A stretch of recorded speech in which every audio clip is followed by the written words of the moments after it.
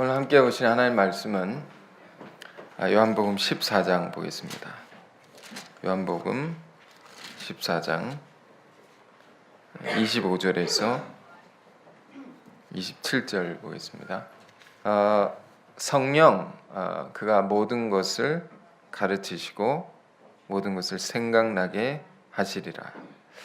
자, 이런 제목 삼아서 우리 고별 설교 계속해서 보겠습니다. 여러분, 고별 설교는 매우 긴 설교죠. 그렇기 때문에 매우 많은 가르침이 이 속에 담겨져 있습니다. 그 중에 오늘 본문은 어떤 부분입니까? 예수님께서 성령의 새로운 시대를 예고하시는 말씀입니다. 그럼 우리가 고별 설교라고 할 때 이 말은 지금 십자가를 주님께서 앞두고 있다는 말인 것이죠. 그것은 끔찍한 죽음을 앞두고 있다라는 말과 같은 것입니다. 죽음이라는 것은 모든 것이 끝나는 것입니다. 그러나 주님께서는 지금 그것은 끝이 아니고 또 다른 시작이다라는 것을 얘기하고 있는 것입니다. 지난주에 죽음에 대한 묵상을 우리가 했었죠.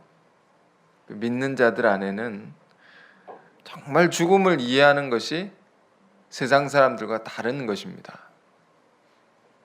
어떻게 다른 것입니까? 만일 우리가 사랑하는 사람을 잃어버렸다면 뭐가 있습니까? 상실의 고통이 있는 것이죠. 그러나 믿는 자들 안에는 그것으로 끝나는 것이 아니다라는 것입니다. 잃어버렸다면 주님께서 더 좋은 것을 주시고자 합니다라는 것입니다. 믿으십니까? 실패했다면 더 큰 성공을 주시고자 합니다. 말이에요. 믿으십니까? 죽음이 있다면 더 큰 생명을 얻게 하고자 하는 것이다 라는 것입니다. 언젠가 우리나라에 신종플루라고 독감 바이러스가 이렇게 전국에 돌아서 많은 사람이 적지 않은 사람이 죽게 된 그런 일이 있었습니다. 근데 한 탤런트 배우가 있었는데요. 그가 정말 귀한 아들이 있었는데 이 독감 바이러스를 이렇게 들어와서 죽게 되었습니다. 지극히 사랑하는 아들이었습니다. 매우 착했고 용모도 준수했습니다. 그 아이를 잃게 되었다는 거죠. 멀쩡하던 아이가 이 전염병이 돌아서 이틀 만에 허망하게 죽게 되었습니다. 부모가 얼마나 슬펐겠습니까? 얼마나 괴로웠겠습니까? 이런 생각할 수 있지 않습니까? 왜 전국의 그 많은 아이들 중에 왜 하필 내 아이인가? 충분히 누군가를 원망할 수 있고 그런 상황을 비관하면서 거기에 빠져 살 수도 있었을 텐데 물론 그런 아픔이 있었겠죠. 그런 힘든 기간이 있었을 거예요. 그런데 이 사람이 나중에 어디를 가냐면 어느 나라에 큰 지진이 일어나서 그 나라가 완전 아수라장이 되었습니다. 폐허가 되었습니다. 거기에 가는 것입니다. 거기에 가서 자기보다 더 큰 상실의 고통 속에 괴로워하는 수많은 아이들을 만나는 것입니다. 그들을 위로하고 그들을 치유하고 그의 고백이 이런 것입니다. 난 치유하러 왔는데 내가 치유받았다는 거죠. 우리의 생각이 어때야 되는 것입니까? 내 아들에게 그 일이 일어난 것은 더 많은 아들 삼게 하시려고 그러한 것이 아닌가 말입니다. 그 하나님의 뜻을 생각하는 것이죠. 더 많은 아이들을 돌보라고 이런 일이 있었던 것이 아닌가. 그래, 믿는 자 안에는 그런 것입니다. 내가 잃어버린 것이 있다면 더 많은 것을 얻게 하시려는 것이다. 믿는 자들만 이렇게 생각할 수 있는 것입니다. 믿는 자들만 이런 세계를 경험할 수 있단 말이에요. 지금 십자가 죽음을 앞둔 예수님 안에 참 뭐가 있을 수밖에 없는 것입니까? 우리는 이것을 깊이 생각해야 됩니다. 가장 큰 절망일 수밖에 없죠. 가장 큰 고통의 순간일 수밖에 없습니다. 그런 순간을 앞두시고 전혀 밝은 세계를 얘기하시는 것입니다. 전혀 새로운 세계를, 성령의 시대를 얘기하시는 것입니다. 여러분, 이 두 분위기를 대조해서 생각해 보십시오. 이 무거운 이 분위기, 죽음을 앞둔 이 무거운 분위기와 사도행전의 오순절의 그 강림의 역사를 생각해 보십시오. 성령이 충만한 사람들로 가득한 그 분위기를 생각해 보십시오. 지금 죽음의 순간에 이걸 예고하신다라는 거죠. 이 세계는 이전에 없던 세계다 말이에요. 전혀 새로운 것이다 말이에요. 그 세계는 어떻게 온 것입니까? 그리스도의 십자가로 말미암아 한 분 의로우신 분의 죽으심으로 말미암아 열리게 됐다. 그러니까 이것은 그런 것입니다. 모든 이들이 주님을 만날 수 있는 세계인 것입니다. 성령의 시대라는 것은. 여러분, 이걸 깊이 생각해 봐요. 본래 이제 우리가 성경을 보면 성령이라는 것은 아무나 받을 수 있는 것이 아니었죠. 아무나 받을 수 있는 게 아니었어요. 하나님의 거룩한 영을 받는다는 것은 지극히 어려운 일이었습니다. 지극히 특별한 사람만 받는 것입니다. 구약 성경을 보면 하나님의 사자, 천사를 통해서 그 시대에 드물게 한 사람, 아주 특별한 사람만이 받을 수 있는 것이었죠. 그것도 몇백 년 만에 그런 사람이 가끔씩 이렇게 나타나는 것입니다. 그 사람만 받은 것입니다. 그런데 지금 뭡니까? 그리스도의 십자가로 말미암아 모든 사람이 그걸 받게 되었다. 주의 이름을 부르는 자마다 구원을 받으리라. 주의 이름을 부르는 누구라도 하나님의 영이 임하게 됐다라는 것입니다. 여러분, 이것이 얼마나 큰 축복인지 모릅니다. 조금 더 쉽게 이해를 해보겠습니다. 예수님 시대 예수님을 만났던 제자들이 있었습니다. 예수님과 같이 동행하고 예수님과 함께 살았던, 예수님의 모든 것을 지켜보고 모든 것을 배우고 현장에서 목격하고 그걸 경험한 제자들이 있었다라는 거죠. 가령 문둥병이 있으면 문둥병을 치유하는 현장에 있었고요. 예수님의 산상수훈의 말씀을 가르치시면 그 가르침을 다 듣던 제자들이 있었고요. 그 모든 말씀과 모든 가르침과 모든 주님의 그 놀라운 사랑의 그런 모든 능력들을 다 몸소 경험했던 제자들. 이 제자들이 얼마나 행복했을까요? 그래, 그들은 그 현장에서만 경험할 수 있었단 말이에요. 주님과 함께 있는 자들만 경험할 수 있었다는 거죠. 그렇지 않습니까? 현장에서. 이게 참 다르지 않습니까? 예배라는 것도 그렇습니다.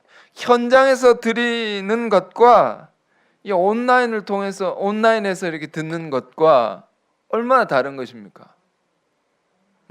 교회라는 구별된 장소가 있는 것이죠. 그 구별된 장소 가운데 역사하시는 하나님의 영이 있단 말입니다. 그처럼 예수님을 직접 만나고 예수님 모든 걸 직접 경험한 사람들이 그 놀라운 세계가 있단 말입니다. 직접 받았던 그들이 놀라운 세계가 있었단 말이에요. 그런데 그런 세계를 지금 십자가를 통해서 주께 자기의 생명을 내어주심으로 모든 사람이 그걸 함께 경험할 수 있게 되었단 말이에요.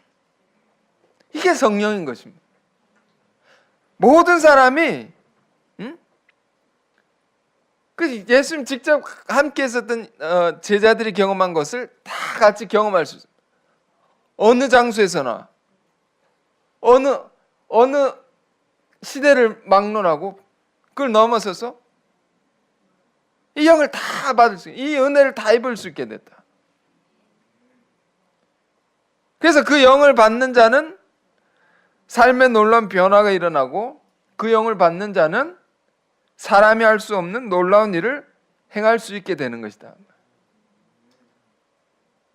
그럼 우린 사순절이죠 지금. 사순절인데 왜 성령을 얘기하는 것입니까? 성령은 오순절에 우리가 봐야 하지 않습니까? 우리는 그러나 고별 설교 가운데 놀라운 이 성령의 시대를 얘기하시는 주님 안에 있는 세계를 깊이 묵상해야 됩니다. 이 성령은 그냥 열려진 게 아니고 이 고별 설교는 십자가를 통해서 열려지는 것이구나. 성령의 놀라운 세계는 그 말할 수 없는 고난을 통해서 우리에게 열어주시는 한없는 은혜의 세계인 것이구나.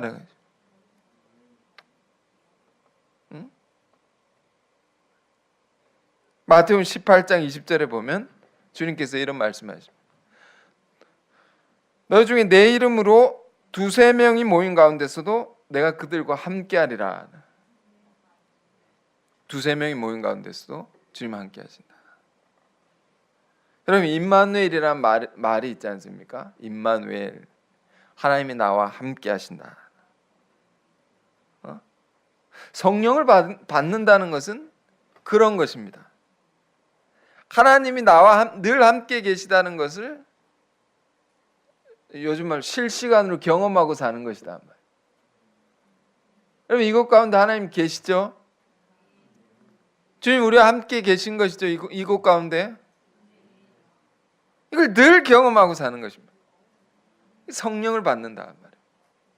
여러분 우리 인생이 괴로울 때는 왜 괴로운 것입니까? 우리 인생이 외로울 때는 왜 외로운 것입니까? 왜 우리 삶이 때때로 슬퍼지고 어두워지고 무거워지는 것입니까? 그것을 알고 보면 임마누엘의 하나님은 우리가 모르고 살기 때문입니다. 주께서 항상 우리와 함께 계시는 것을 우리가 잊고 살기 때문입니다. 그러나 이 은혜에 충만한 사람들은 무엇을 해도 항상 주님과 함께하는 것이죠. 주님과 늘 대화하듯이 그렇게 사는 것입니다. 이런 사람도 있지 않습니까? 너무 이 세계를 경험하길 원했던 사람들. 주님 식사를 할 때도 주님 먼저 드십시오. 그릇과 따로 놓고 먼저 드십시오. 그리고 먹고 자리를 앉을 때도 항상 빈자리를 두고 주님 먼저 앉으십시오. 그리고 내가 앉고 주님 이렇게 하면 어떨까요? 주님 저렇게 하면 어떨까요? 늘 주님께 묻고 답을 얻으면서 이렇게 사는 사람이죠. 그 삶은 걱정이 없는 것입니다. 고독이 없는 것입니다. 절망이 없는 것입니다. 사실 우울증이라는 것도 이 성령을 받으면 다 낫게 되는 것입니다. 다 사라지는 것입니다. 아무도 없어도 주님이 나와 함께 계시는 것을 믿고 살기 때문에, 그걸 누리고 살기 때문에. 우리 교회 건물에 이제 들어설 때요, 가끔 이런 사람 봅니다. 좀 자주 볼 때도 있는데요, 허공에다가 막 누군가 대화하고 있는 사람을 봅니다. 허공에다가 전 처음에 요즘 그 블루투스 이게 잘 되어 있지 않습니까? 블루투스 이거 끼고 전화하고 있는 줄 알았습니다. 통화하고 있는 줄 알았습니다. 가만히 보니 그게 아니더라고. 다른 영이 사로잡혀 있는 것이죠. 그런 사람 얼마나 많습니까? 응? 보면서 너무 불쌍한 것입니다. 너무 안타까운 것입니다. 그런데 한편으로 어떤 생각이 드는가 하면 우리가 주님과 늘 저렇게 대화하며 살면 얼마나 좋을까. 주님과 함께 이렇게 대화하면서 산다. 실감나게. 창세기 6장에 보면 그런 사람이 있었습니다. 노아는 하나님과 동행하였으며 노아의 삶이 그랬다는 것이죠. 그는 이 땅을 살면서 그것을 누리며 살았다는 것입니다. 하나님과 동행하였으며 그는 그러므로 아주 특별한 사람이었습니다. 특별한 은총을 입은 사람이었습니다. 그런데 그러한 은총의 세계를 예수님께서 당신의 죽으심으로 모든 사람들에게 열어주신다는 것입니다. 모든 사람이 주님과 함께 동행하며 살 수 있게 됐다. 주님과 내가, 주님과 나죠? 1대1의 관계죠. 주님과 나인 거죠. 그 관계 속에는 누구도 침범할 수 없습니다. 누구도 관계할 수 없습니다. 끼어들 수 없습니다. 주님과 나만 공유하는 세계인 것입니다. 이게 성령인 것입니다. 사실 알고 보면 우리 신앙이라는 것은 결국에는 주님과 나의 관계가 아니겠습니까? 결국 따지고 보면 주님과 나입니다. 다른 사람이 나에게 어떻게 했고 무엇을 했고 그것은 다 두 번째 문제인 것입니다. 우리는 거기 휩쓸릴 필요가 없는 것입니다. 중요한 것은 주님과 나와의 관계다. 그게 틀어진 모든 것이 틀어지는 것이고 그 관계가 회복되면 모든 것이 회복되는 것입니다. 우리 이걸 기억해야 됩니다. 성령에 관한 오늘 말씀인데요. 신앙은 그렇습니다. 부부가 함께 살아도 남편이 혹은 아내가 이 신앙을 대신해 줄 수 없단 말입니다. 내 사랑하는 사람 주님께 인도해 줄 수는 있지만 데려다 놓을 수는 있지만 주님을 마음으로 영접하고 주님을 인격적으로 만나는 것은 결국 나 자신이 해야 되는 것입니다. 내가 주님을 만나야 되는 것입니다. 구원을 받는 것 그 누가 대신해 줄 수 없지 않습니까? 응? 이 교회 건물 안에 들어와 있다 해서 구원을 받을 수 없는 거예요. 이 무리에 속해 있다 해서 구원을 받는 게 아니다 말이에요. 왜 이런 얘기를 하면 그렇게 주장하는 교회들이 있기 때문입니다. 그건 아니다라는 거죠. 바울은 로마서 10장 10절에 이렇게 말했습니다. 사람의 마음으로 믿어 의에 이르고 입으로 신하여 구원에 이르느니라. 마음으로 믿어 의에 이른다 말이에요. 마음은 구원이라는 것은 내 마음이 주의 말씀을 받아들일 때, 내 마음이 주의 사랑을 받아들일 때 일어난 은혜의 역사인 것입니다. 내가 받아야 됩니다. 내가 영접해야 되는 것입니다. 그래 여기 같이 있어도 그 소묵시록에 이런 말씀이 있습니다. 한 사람은 데려감을 당하고 한 사람은 버려둠을 당한단 말이에요. 내가 만나야 되는 것입니다. 사람이 죽을 때도 같이 가지 못하는 것입니다. 한참 우리 고별 설교 보면서 죽음에 관한 묵상을 계속해서 하는 것인데 죽을 때도 보면 나 홀로 어둠의 영과 대면해야 되는 것이죠. 혼자. 물론 믿는 자에게는 홀로 주님을 만나러 가는 것입니다. 거기엔 친구도 가족도 없는 것입니다. 인생 결국 알고 보면 결국엔 나 혼자인 것입니다. 그러나 진짜 알고 보면 뭡니까? 우리 인생은 주님과 함께하는 것이죠. 믿는 자는 이것을 이 땅에서도 누리고 사는 것입니다. 이 성령입니다, 이게. 여러분 이것을 생각하고 오늘 본문을 좀 보겠습니다. 오늘 25절부터 읽었는데요. 이렇게 말해요. 내가 아직 너희와 함께 있어서 이 말을 너희에게 하였거니와. 자, 25절부터 읽겠습니다. 지금 제자들에게 마지막 설교를 하고 있는 것이죠. 지금은 예수님과 제자들이 함께 할 수 있는 것입니다. 마지막 순간입니다. 아직 너와 함께 있다 말이에요. 그러나 그렇지 않을 상황이 오게 될 것이다 말이에요. 십자가 죽음을 얘기하시는 것이죠. 응?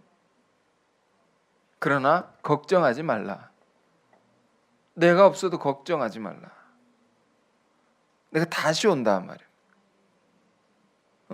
그게 뭡니까? 성령입니다. 성령을 보내어 주시리니 성령이 온다.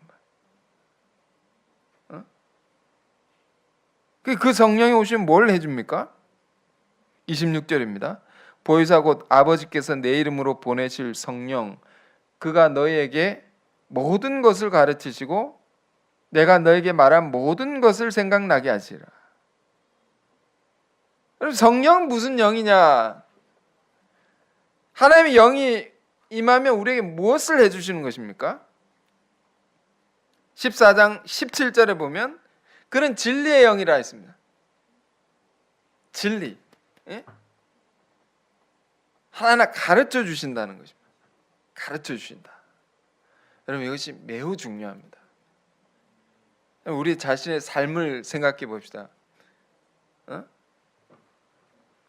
우리가 얼마나 몰라서 실수할 때가 많습니까? 뭘 몰라서 실패할 때가 많습니다. 죄를 지을 때도요, 몰라서 죄를 지을 때가 얼마나 많습니까? 그래서 인생이 괴로울 때가 얼마나 많습니까? 하긴 몰라서 그런 것이구나.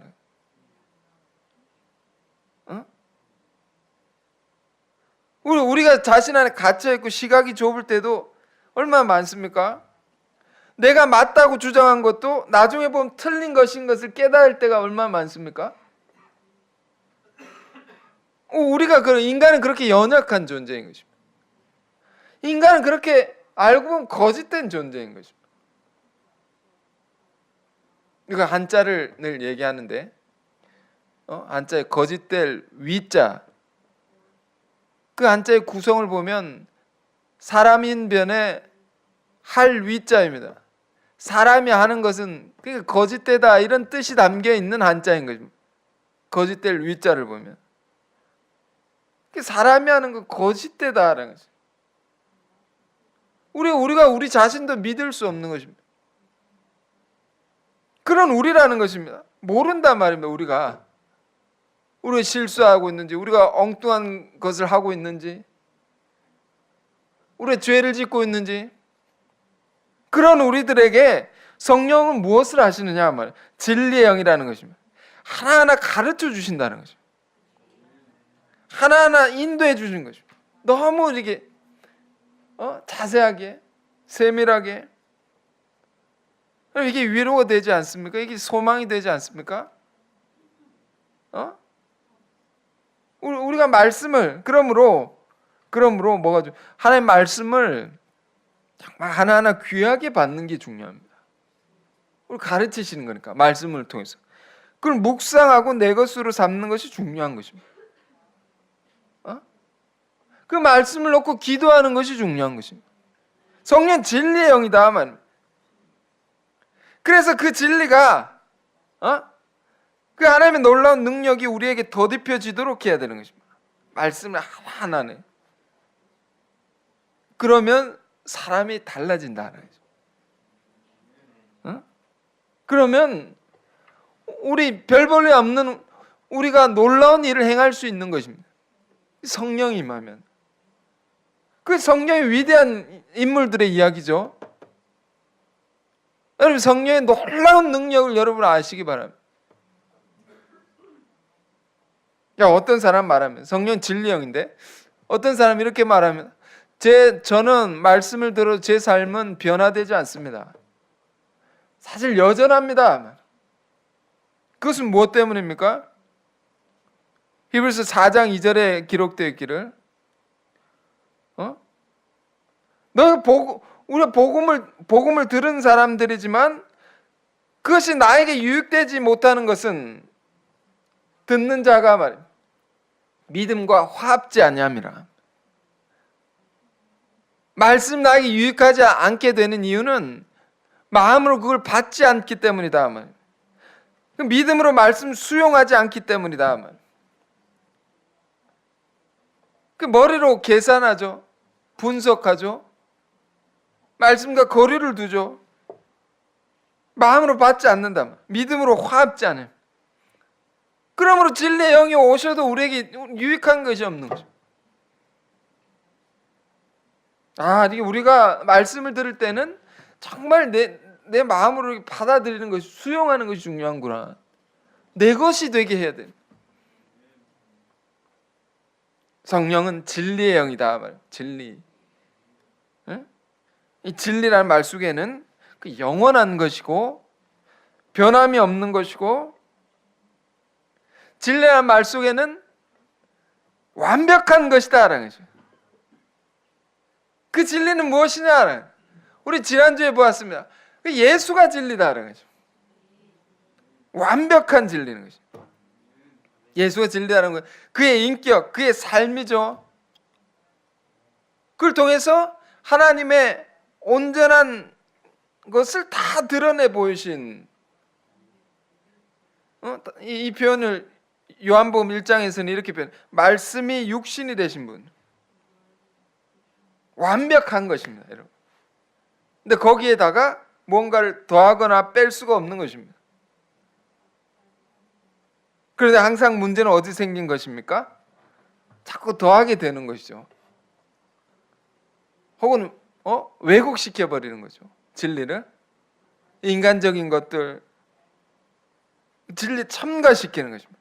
인간에게 좀 불편하다 싶어서 이걸 틀어가지고 인간에게, 나에게 맞춰버리려고 하는, 말씀 진리에 우리가 맞춰야 되는데 진리를 우리에게다가 맞춰가지고 변개시키는 것입니다. 거기서 우리 신앙에 문제가 생기는 것입니다.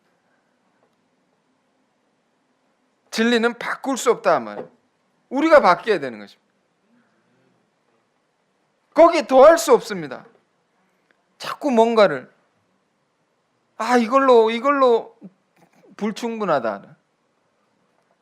응? 뭔가를 더하는 인간적인 것으로.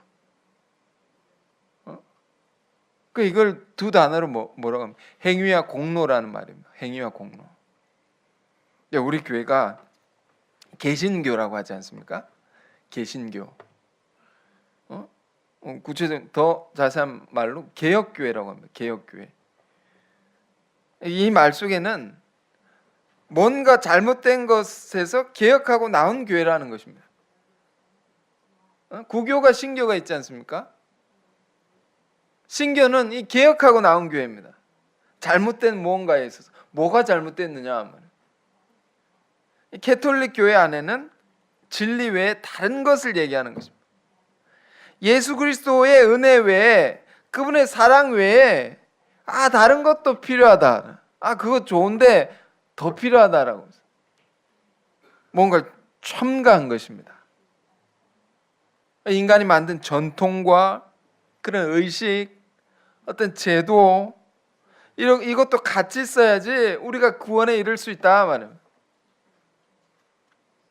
이렇게 주장하는 것이죠. 이런 교리인 것이죠. 이 교리 속에는 어떤 문제가 있는 것입니까? 하나님의 능력만으로는 부족하다 이런 것입니다. 주님의 십자가 사랑만으로는 부족하다 말입니다. 그냥 뭔가를 자꾸 더하게 되는 것입니다. 부족하니까 이것도 더하고 저것도 더하고. 이사야 예언자의 예언 속에 예언의 말씀처럼 포도주에 물이 섞였도다라고. 포도주는 충분한데 물을 섞어버리는 거죠. 자꾸 그 포도주 맛이 없어지고 싱거워지고 흐려지고 신앙의 모습이 그렇게 되는 것입니다. 그 캐톨릭 교회 안에 그 모습이 그렇게 되어버린 것입니다. 그러니까 신앙에 깨어있는 사람들이 돌아보니까 이것은 아니다. 본질에서 벗어났다. 이걸 개혁하고 나온 거죠. 그래서 주장하는 게 뭐냐면 다시 우리는 성경으로 돌아가야 된다. 다시 온전한 진리로 돌아가야 된다. 그렇게 부르짖고 나온 것입니다. 그 유명한 구호가 있습니다. 오직 믿음으로, 오직 은혜로, 오직 성경으로. 이건 왜 다른 게 필요가 없다 말이에요. 이것으로 충분하다 말이에요. 이것 외의 것은 다 거짓되다라는 것입니다. 여러분, 왜 이걸 강조하는 것입니까? 우리 신앙에 너무도 중요한 것입니다. 우리가 구원을 받을 때 어떻게 받은 것입니까? 전적으로 우리의 죄를 대속하신 주님의 사랑으로만이 우리가 구원을 받은 거죠. 그 은혜로만이 전적인 것입니다. 그 은혜를 우리가 받아들임으로 우리의 행위에 공로는 조금도 없는 것입니다. 그것을 우리가 구원을 받게 됐다. 로마서 1장, 2장, 3장에는 우리 공부하지 않습니까? 1장, 2장, 3장. 뭐 이방인의 죄, 유대인의 죄. 그러니까 이렇게 봐도 죄인이고 저렇게 봐도 죄인이고 우린 다 죄인이다. 세상 사람도 죄인이고 믿는 자들도 죄인이고 인간은 하나님 앞에 다 죄인일 수밖에 없다는 거죠. 예수 믿는 자들 자랑하지 말라 말이에요. 똑같은 죄인이다 말이에요. 그래서 전적으로 부패하고 전적으로 타락한 존재가 우리라는 것입니다. 그러므로 전적인 은혜가 필요한 것인데 그것은 예수 그리스도가 그의 피로 인하여서 우리의 죄를 대신하여 죽으심으로 우리의 죄를 다 청산해 주시고 그 죄로부터 우리가 완전히 자유케 되었다. 그 놀라운 은혜로 말미암아 전적인 은혜, 이게 성령인 것입니다. 우리는 어떻게 이 자리에 있는 것입니까? 그 전적인 은혜, 이 성령의 능력으로 말미암아 세움을 받은 자들입니다. 그런 한 사람 한 사람. 그런 우리가 다른 것을 의지하기 시작할 때, 그런 우리가 다른 능력에 힘입으려고 할 때 우린 철저하게 실패할 수밖에 없고 변질될 수밖에 없는 것입니다. 주님의 뜻과 다른 길을 갈 수밖에 없는 것입니다. 사도행전 8장을 보면 유명한 이야기가 나옵니다. 베드로와 요한 사도가 마술사 시몬을 만난 이야기가 나옵니다. 이 두 사도가 베드로와 요한이 성령의 충만한 가운데 있습니다. 그래서 어떤 이유로 인해서 사마리아 사람들에게 안수를 하게 됩니다. 그 안수를 받는 사람마다 성령을 막 받기 시작하는 것입니다. 막 변화가 일어나기 시작하는 것입니다. 이것을 누가 마술사 시몬이라는 사람이 본 것입니다. 마술사 시몬이라는 게 뭡니까? 요즘으로 보면 무당 같은 사람입니다. 점을 쳐서 돈을 벌어 먹는 사람입니다. 돈의 목적이 있는 사람입니다. 사도들이 안수를 하면서 성령이 임하는 것을 보고 저 능력을 내가 갖고 싶다. 그래서 사도들에게 이제 협상을 합니다. 내가 돈을 이만큼 줄 테니까 그 안수에서 성령 내리게 하는 능력을 나에게도 달라. 그래서 나 돈을 더 많이 벌고 싶다는 거죠. 그러니 성령이 충만한 베드로가 뭐라고 말합니까? 성령이 충만하지 않으면 혹할 수 있는 것입니다. 돈이 부족하면 혹할 수 있는 것입니다. 사도들이 돈이 있었겠습니까? 성령 충만한 베드로가 뭐라고 말하면 네가 하나님의 선물을 돈을 주고 살 거라 생각했으니 그 돈과 함께 네가 망할 것이다. 하나님 앞에 내 마음이 바르지 못하니 이 도에는, 이 십자가의 도에는 네가 관계가 없고 내가 너에게 줄 것도 없느니라. 응? 이렇게 말하는 거죠. 굉장히 중요한 사건이었습니다.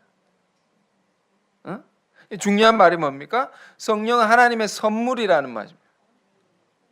은혜라는 말이죠. 또 한 가지는 성령과 돈은 관계가 없다라는 거죠. 이 말이 핵심적인 말입니다. 성령이라는 것은 하나님의 선물로 주시는 것입니다. 은혜로 주시는 거죠. 전적인 은혜로 우리가 이걸 받아 사는 거죠. 근데 이것 대신 돈으로 이렇게 우리가 살려고 한단 말이에요. 여러분, 우리 신앙의 은혜가 떨어지면 다분히 이런 모습을 갖게 됩니다. 우리 안에 성령이 소멸되면 자꾸 이렇게 변질이 되는 것입니다. 성령은 부족하다. 다른 게 있어야 된다. 하나님의 일을 하는데 하나님은 전적인 능력이 힘입어서 일을 하려 하지 않냐고? 돈이 없어서 이 못하겠다. 돈 때문에 하나님의 일이 안 된다 말이에요. 뭔가 인간적인 구실을 찾게 되는 것이죠. 상황적인 문제들을 이유로 내세우게 되는 거죠. 이것 때문에 안 되는 게 아닙니까? 신앙도 좋습니다. 좋은데 돈도 중요하지 않습니까? 이 말이 틀린 말입니까? 맞는 말입니까? 돈도 중요하지 않습니까? 맞는 말 같은데요. 이 안에 이 말 속에 뭐가 전적으로 하나님을 의지하지 않는 것이 있단 말입니다. 이것도 좋고 저것도 좋다 타협하자. 이것만은 부족하다라는 거죠. 여러분, 돈이 왜 중요하지 않겠습니까? 물질적인 것이 신앙에 미치는 영향이 분명히 작지 않습니다. 네, 이런 경우도 많지 않습니다. 가난하게 돼서 신앙을 버리게 되는 것들, 가난하게 돼서 교회에 나오지 않게 되는 경우들. 왜? 너무 가난하니까 이 돈을 벌어야 된다, 일요일에도. 그래서 예배를 참석하지 않고, 이런 경우를 왜 모르겠습니까? 그런 딱한 사정과 그런 힘든 그런 어려움을 왜 모르겠습니까? 왜 생각지 않겠습니까?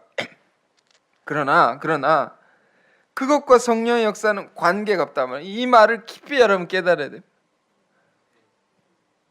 그것 때문에 내가 무너지는 게 아니다 말이에요. 그게 없어서 내가 하나님의 일을 못하고 내가 이렇게 힘이 약해져 있고 비관에 빠져 있는 게 아니다 말입니다. 돈이 없어서 그런 문제가 아니다 말입니다. 다만 무엇 때문입니까? 성령을 의지하지 않는 나만 있을 뿐인 것입니다. 전적으로 내가 의지하지 않기 때문입니다. 다른 것으로 함께 이게 안 되니까 이걸 해보자. 이게 어려워지니까 저걸 해보자. 전적으로 우리가 의지하지 않는다. 주님의 능력을. 여러분, 성령의 역사는 한 번도 망한 적이 없는 것입니다. 한 번도 실패한 적이 없는 것입니다. 이 말을 여러분 깊이 깨달아야 돼요. 성령과 돈은 관계가 없단 말이에요. 무슨 말을 하고 있는 것입니까? 우리 신앙은 섞여지면 안 된다 말이에요. 전적인 은혜로 구원받은 우리가 다른 인간적인 것으로 살아가려고 해서는 안 된다라는 것입니다. 전적으로 여러분 이 말을 그 능력에만 힘입어 살아야 된다 말이에요. 이것이 크리스찬인 것입니다. 어제 우리 건물에 우리 세계적인 이슬람 전문가 박사님이 오셔서 귀한 강의를 해주셨습니다. 같이 들으신 분도 계실 텐데 매우 큰 감명을 받고 도전을 받았는데 내용이 뭔가 하면 이슬람의 세계 변화 전략에 관한 것입니다. 이슬람 사람들은 세계를 다 이슬람화 시키려는 전략이 있단 말이에요. 그거를 계획적이고 치밀하게 모든 분야에 전방위적으로 무서운 속도로 이렇게 점령해 가고 있다는 거예요. 이걸 듣고 있는데 위협이 되지 않습니까? 이렇게 밀려오는구나. 우리가 이대로 가만히 있으면 되는 것인가? 도전이 되지 않습니까? 좀 걱정도 되고. 근데 그 강의의 결론이 뭔지 아십니까? 그러나 걱정 마십시오. 그들이 성장하는 속도보다 더 빠른 속도로 성장하는 곳이 있습니다. 그게 어디냐면 복음주의와 오순절 교단이라는 것입니다. 그리고 박수치고 강의가 끝났습니다. 너무 감사하고 위로가 되고 힘이 되는 말이었습니다. 마지막에 그 결론이 왜? 복음주의라는 게 뭡니까?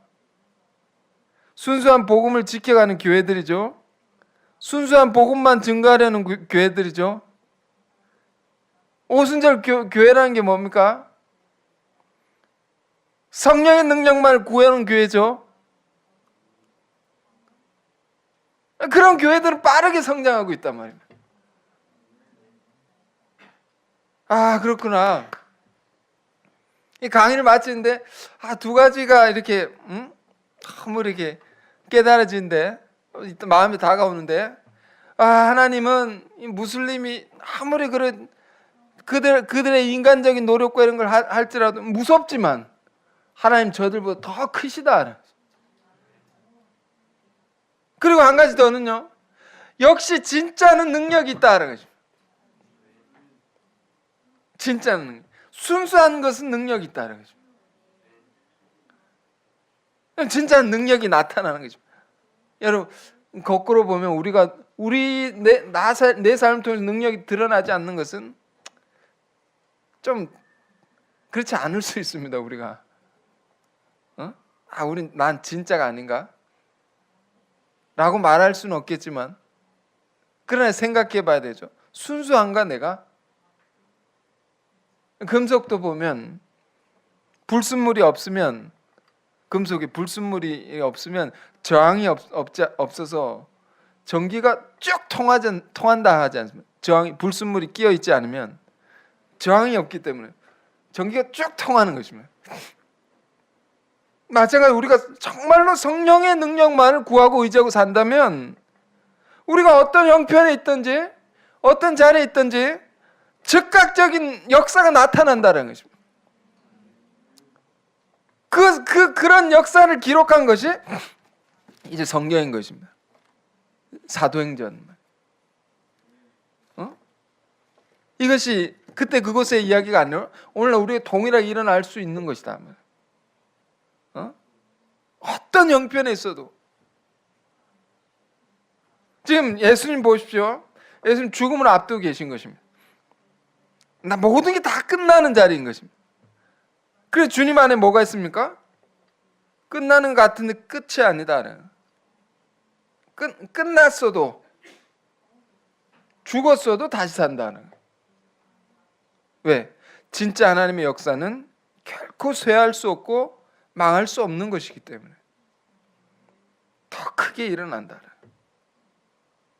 그러면 성령을 예고하실 수 있는 것입니다. 예언하실 수 있는 것입니다. 제자들 안에 부족함이 있어도 연약함이 있어도 성령의 능력은 그보다 더 크시기 때문에, 그렇지만 우리 안에 부족함이 있고 연약함이 있습니다. 무지함이 있습니다. 그러나 하나님의 능력은 그보다 훨씬 큰 것이라는 것을 여러분 믿으시기 바랍니다. 우리의 무지한 것들 뭐라고 합니까? 오늘 말씀에 다 가르치시는 거죠. 하나하나. 다 가르치시고 주께서 행하신 모든 것들을 다 생각나게 하셔서 우리를 온전케 하십니다. 우리를 흥하게 하십니다. 우리를 강하게 하시고 크게 하시는 것입니다. 성령의 능력입니다. 여러분, 우리는 모두가 성령의 큰 능력 아래 있는 각 사람들인 것입니다. 우리가 여기 있는 것은 하나님의 실수가 아닙니다. 로마서에 바울이 말했습니다. 하나님의 은사와 부르심에는 후회함이 없느니라. 실수가 없다. 우리를 부르실 때는 우리의 연약함과 부족함을 다 아시고 부르신 것입니다.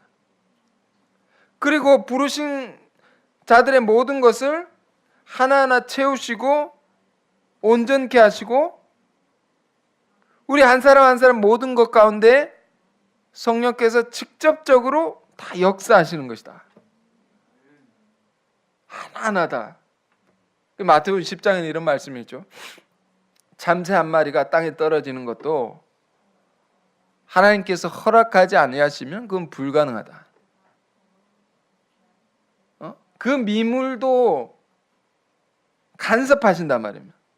그 미물이 움직이는 것도 다 개입하신다는 거죠.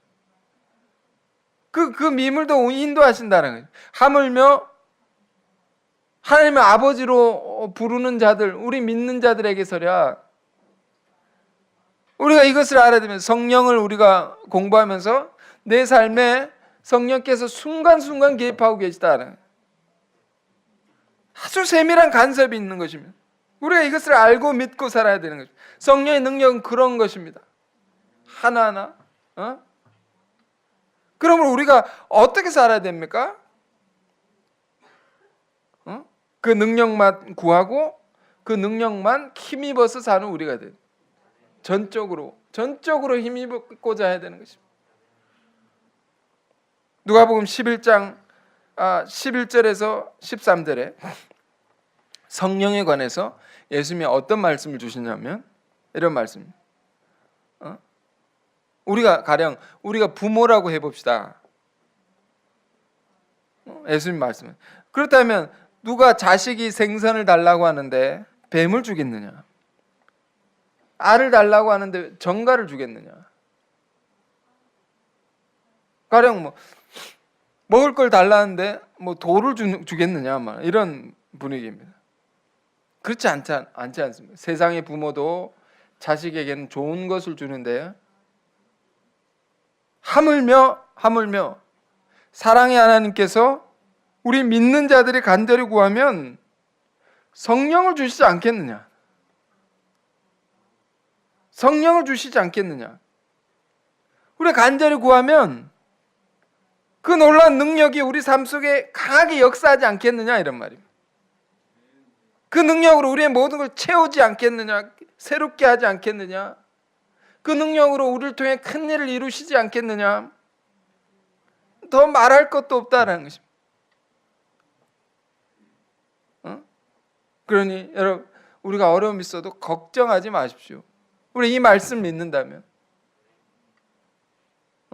어려움이 있어도 불안해하지 마십시오. 두려워하지 말라는 성령이 주시는 평안을 얻으십시오. 그래서 27절에 이런 말씀이 있습니다. 평안을 너에게 끼치노니 곧 나의 평안을 너에게 주노라. 내가 너에게 주는 것은 세상이 주는 것 같지 아니하니라. 너는 마음에 근심하지도 말고 두려워하지도 말라. 그 능력에 힘입으십시오. 그 능력만 구하십시오. 우리는 여러분 정말 그리스도의 죽음으로 그 피값으로 열려진 성령의 새로운 시대를 우리가 살고 있는 것입니다. 그 예수를 믿는 우리들은 전적인 성령의 주관하심이 우리 안에 있는 것이고 전적인 보호하심과 치유하심과 인도하심이 그 놀랍고 풍성한 은혜 가운데 우리가 이미 있는 것입니다. 이 안에 있는 것입니다. 그 바운더리 안에 있는 것입니다. 우리 한 사람 한 사람의 모든 것을 그러므로 다 붙드시고 간섭하시고 역사하시는 하나님, 우리를 도우시는 하나님, 이 성령 하나님이 우리와 함께 있음을 우리가 굳게 믿으면서 우리 삶은 어떻게 살아야 됩니까? 성령의 충만함을 날마다 구하고 그 은혜로만 살아가는 우리 모두가 되시기를 바랍니다. 자, 기도하겠습니다. 은혜로우신 주님 감사합니다.